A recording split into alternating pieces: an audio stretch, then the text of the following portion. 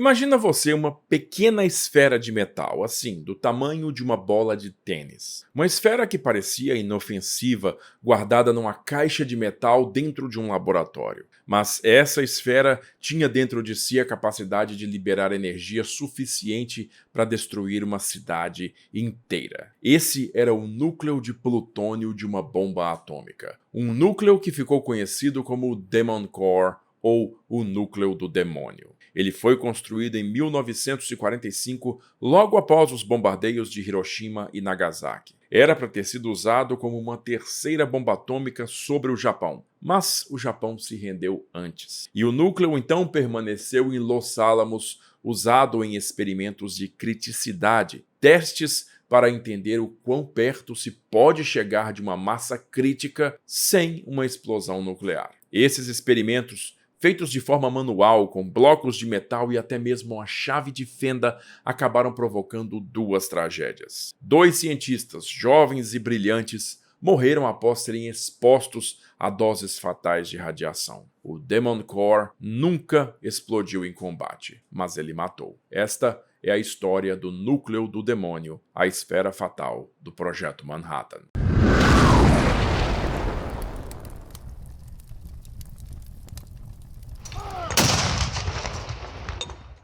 A história que nós vamos aprender hoje é uma sequência direta da contada por mim aqui no meu livro O Átomo como Arma. E se você quiser adquirir esse livro aqui com o meu autógrafo e dedicatória para você, é só aguardar até o final do vídeo que eu já te conto, hein? Agora, ó, vamos lá para nossa história. Em 1939, os cientistas alemães haviam conseguido fissionar o átomo de urânio. A notícia percorreu o mundo científico como um raio. Era possível agora liberar enormes quantidades de energia dividindo núcleos atômicos. Se alguém conseguisse controlar essa reação em cadeia, ela poderia criar tanto uma nova forma de energia, quanto também uma arma de poder devastador. Nos Estados Unidos, físicos refugiados da Europa, Albert Einstein e Leo Szilard, alertaram o governo americano. A Alemanha poderia estar desenvolvendo uma bomba atômica, e então o presidente Franklin Roosevelt autorizou os primeiros passos daquilo que se tornaria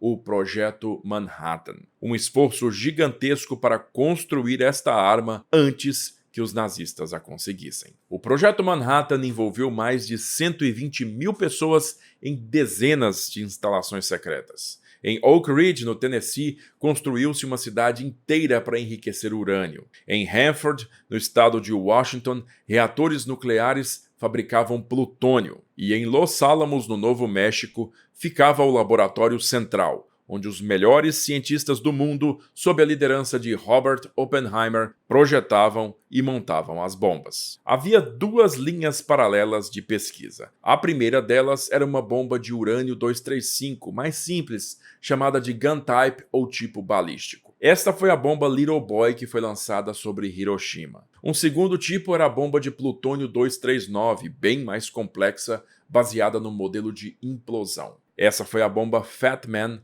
lançada sobre Nagasaki. Mas Los Alamos não apenas fabricou duas bombas. O local deveria funcionar como uma linha de produção continuada. Uma terceira arma já estava sendo fabricada, inclusive, caso o Japão não se rendesse. E foi aí que nasceu o núcleo que depois seria apelidado de Demon Core. O núcleo do demônio foi produzido em Los Alamos no verão de 1945. Era uma esfera metálica de 6,2 kg de plutônio-gálio, com cerca de 9 centímetros de diâmetro. O plutônio puro é bastante instável em diversas formas, mas misturá-lo com gálio o estabilizava na sua chamada fase delta, o que fazia dele mais fácil de moldar. A esfera era formada por duas metades semicirculares, ou hemisférios, encaixadas com um anel intermediário chamado de anel antijato. Esse anel ajudava a reduzir a fuga de nêutrons pelas junções dos dois hemisférios. O conjunto todo era revestido por uma camada de níquel para protegê-lo da corrosão. As semi-esferas moldadas de plutônio-gálio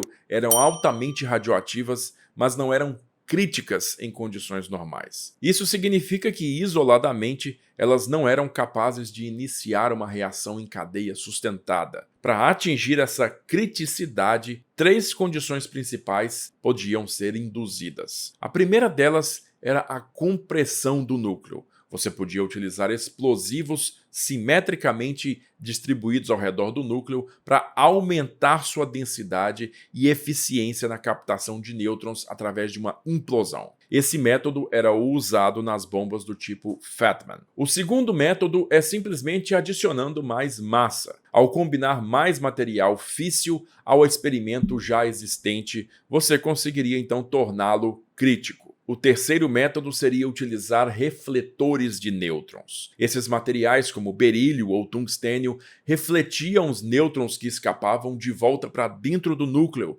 elevando assim a taxa de fissão. O plano inicial era usar esse terceiro núcleo, conhecido como Rufus, como uma terceira bomba atômica do tipo Fat Man. O possível alvo dessa bomba ainda estava em discussão, mas provavelmente seria Kokura, a cidade poupada no segundo bombardeio. Contudo, a rendição japonesa em 15 de agosto de 1945, logo após os bombardeios de Hiroshima e Nagasaki, tornou seu uso desnecessário. O núcleo então ficou armazenado em Los Alamos, e os cientistas decidiram aproveitá-lo para realizar experimentos de criticidade.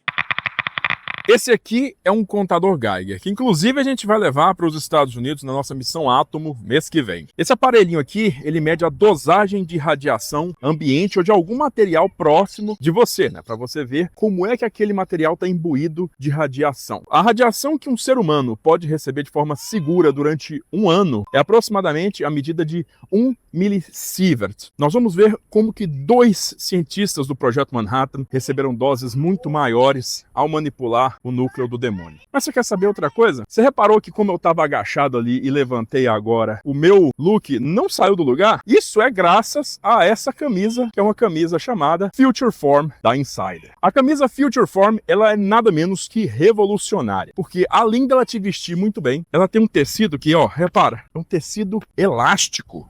Essa elasticidade permite que ela fique bastante próxima do seu corpo e te permite fazer movimentos bem amplos sem você perder a elegância. E sabe o que é melhor? Nesse mês de setembro, é o mês do cliente lá na Insider, e para você comprar a sua primeira Future Form ou aumentar o seu guarda-roupa dessas camisas aqui, você pode usar todos os descontos que já estão lá no site e são cumulativos, inclusive. E o melhor de tudo é que você vai somar esses descontos ao nosso cupom de desconto da Sala de Guerra, que vai te dar ainda mais 15% de desconto em suas compras lá no site, tá? Corre lá porque é por tempo limitado a promoção, aproveita todos os descontos cumulativos do mês de setembro e amplia o seu guarda-roupa. Te espero lá, hein? E agora, vamos voltar para a nossa história. Quando nós falamos de massa crítica, queremos nos referenciar à quantidade mínima de material físsil necessário para sustentar uma reação nuclear em cadeia. No caso do plutônio 239, ela vai depender de vários fatores. Primeiro, a forma da massa, sua pureza, a presença de impurezas e principalmente os refletores de nêutrons que podem ser usados. Quando um nêutron atinge um núcleo de plutônio, ele pode causar fissão,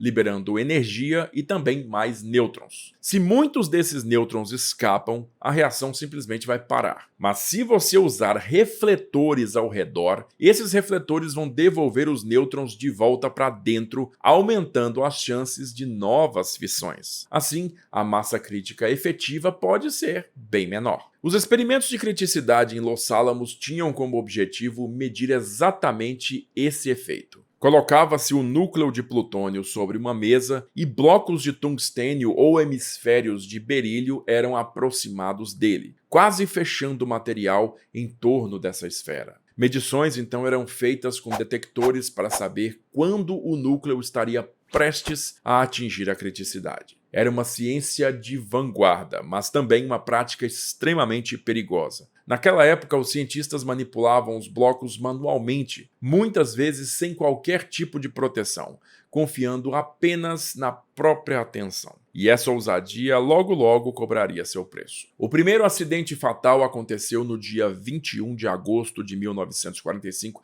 apenas poucos dias depois da rendição do Japão. O protagonista foi o físico Harry Dalian, de apenas 24 anos de idade, que trabalhava em Los Alamos desde o ano anterior. Naquela noite, ele estava sozinho em um laboratório realizando um experimento com o Demon Core. O objetivo era cercar a esfera com blocos de carbeto de tungstênio, um refletor muito eficiente, e medir como que a taxa de nêutrons mudava à medida que ele ia adicionando os blocos. Esse trabalho era muito delicado e cada bloco aproximava o núcleo das condições críticas. Dalian media cuidadosamente as contagens com os detectores que tinha na mesa. Mas em um momento de descuido, ao tentar posicionar mais um bloco, a peça escorregou de sua mão e caiu diretamente sobre o arranjo. Esse simples movimento fechou a configuração e levou o núcleo a se tornar supercrítico por um instante. Um clarão azul muito forte iluminou a sala inteira, um resultado da ionização do ar pela radiação intensa. Dalian percebeu imediatamente o erro e tentou retirar o bloco com a mão. Ele até conseguiu interromper a reação,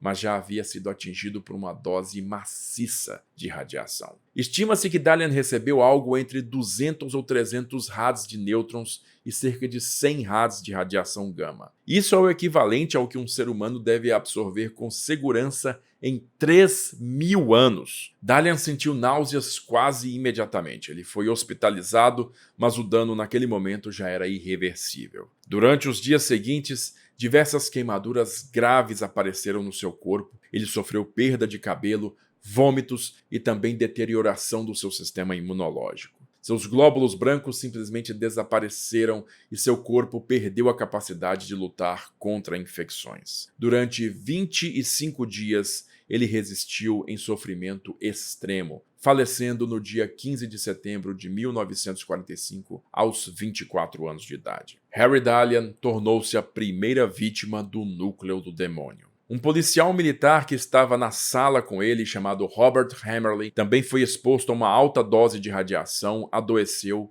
mas não morreu imediatamente. Mesmo assim, viveu o resto de sua vida com sequelas da exposição e acabou morrendo aos 62 anos de idade, vítima de leucemia. O acidente de Dalian devia ter sido um alerta, mas menos de um ano depois, outro físico repetiria a tragédia. Em 21 de maio de 1946, aconteceu o segundo acidente com o Demon Core. O protagonista desta vez foi o físico Louis Alexander Slotin, um canadense de 35 anos de idade. Slotin era um cientista talentoso, mas também muito ousado. Ele havia trabalhado em Chicago no início do Projeto Manhattan, junto a Enrico Fermi, ajudando ele a montar o primeiro reator nuclear da história, que foi ativado em dezembro de 1942. Depois disso, ele foi transferido para Los Alamos, onde se especializou na manipulação de núcleos de plutônio. Ele tinha tanta experiência com essa prática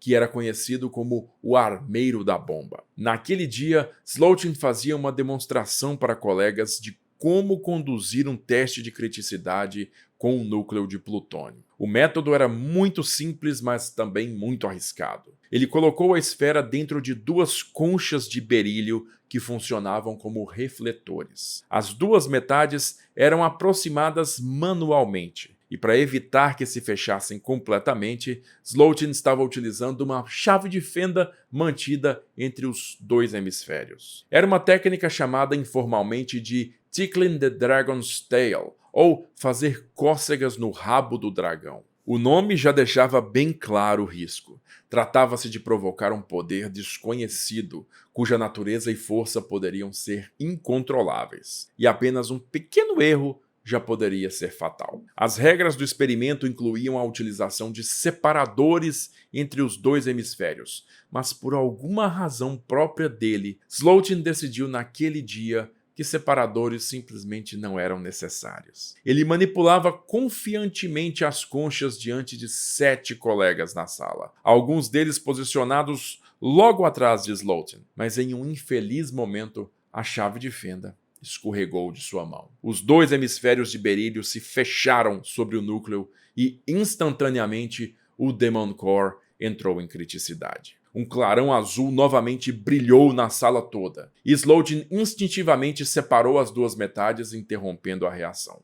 Mas, de novo, era tarde demais. Ele havia recebido uma dose gigantesca de radiação. Algo como 1000 rad de nêutrons e mais de 100 rad de raios gama em menos de um segundo. Esse é o equivalente ao que um ser humano deveria receber com segurança em 10.000 anos. E foi a maior dose aguda de radiação registrada em um ser humano até aquele momento. Slotin sentiu calor e náusea imediatamente. Virou-se para os colegas e disse: "Eu estou morto." E ele estava certo. Slotin foi levado ao hospital de Los Alamos e durante os 9 dias seguintes lutou contra a síndrome aguda de radiação. Ele passou por vômitos incessantes, dores, queda drástica dos glóbulos brancos e acabou tendo falência múltipla dos órgãos. Morreu aos 35 anos de idade no dia 30 de maio de 1946. Dos outros presentes, destaca-se o físico Alvin Graves, que recebeu a maior dose secundária, cerca de 166 rad,